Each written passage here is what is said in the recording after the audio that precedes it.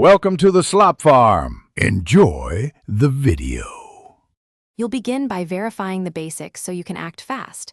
Make sure you're signed into the correct account and Task Manager shows Windows Explorer running. Right-click the desktop and toggle view right arrow show desktop icons. This often restores icons immediately. If nothing changes, open Task Manager, select Windows Explorer, choose Restart, or Run New Task right arrow Explorer. EXE.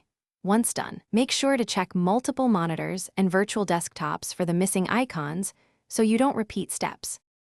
Now tackle the middle, more technical steps when a restart didn't help.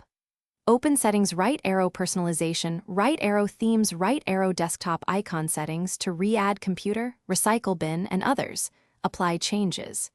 If icons still vanish, rebuild the icon cache by quitting Explorer, deleting icon cache. DB in app data, then rebooting so Windows regenerates it. You can also inspect registry keys under hkcu/software/Microsoft/Windows/shell/bags for corrupted. Finish by confirming whether the issue is profile or system level. Create a new local user and log in. If icons appear, your profile is corrupted. If not, run sfc/scano and dism restore health to repair system files that control the shell.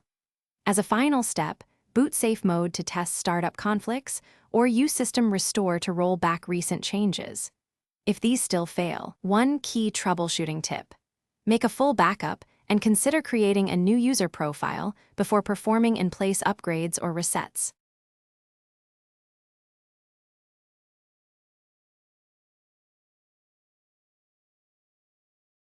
Thanks for watching.